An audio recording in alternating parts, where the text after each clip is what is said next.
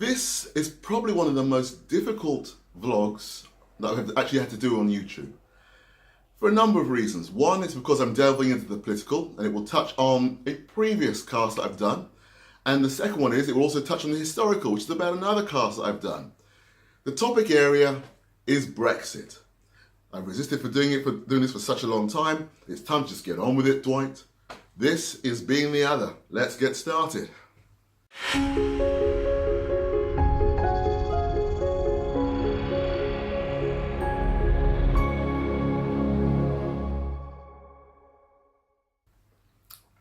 Welcome back, I'm Dr. Dwight Turner, this is Being the Other, and as always, it's a pleasure to talk to yourselves here about aspects of difference and otherness and so on. I thought I would do something a bit more topical this month. It's probably the first of two particular episodes on Brexit and how it impacts on and how it uses the other, ultimately, because Brexit has become this huge behemoth, this huge thing here in the UK that we're obsessed with talking about from morning till night. It's all over the news. You just can't escape from the damn thing. Even I'm tired of it, and it hasn't even arrived as yet.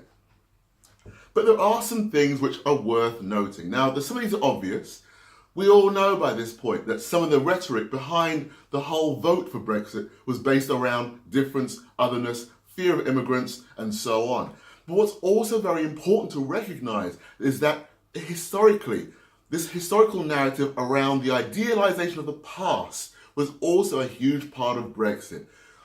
Playing into the idea of, well, we had it so much better way before black people arrived, way before we were part of the EU, whatever it might be, created a whole new sense of idealizing a historical narrative that wasn't really true.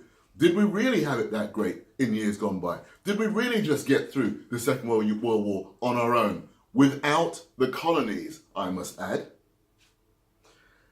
These historical narratives actually reduce and actually marginalize the contributions of difference, or of those who are different, of those who are other, in those times, wiping away huge parts of the story, the difficult things that everybody went through in the past before the EU came along, during the war. And actually it's a different version to whitewashing. It actually just makes it just nice and clean and shiny. And then projecting that into the future, we can have that again. We can be a colonial power again, and we can subjugate everybody else again.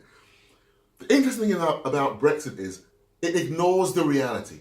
It ignores the reality of where we were in 2016 and where we are now, with increasing levels of austerity and so on, and increasing levels of marginalization of the other. People sleeping on the streets here in the UK. People using food banks here in the UK. Ignoring these sort of narratives to focus on the future or the past was a brilliant masterstroke, but a huge abuse of power, because that's what this is all about for me.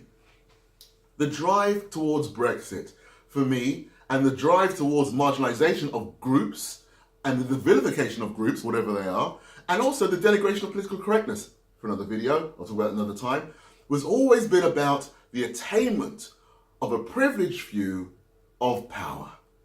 There, I've said it. It's taken me 2 years to put it on a blog. I'm waiting for all the haters to come looking for me now. Now, I'm going to leave that one there, because I'm putting this one out before the Brexit deadline, so I actually don't know what will happen at this point. And who knows, things may have changed by the time it actually comes round.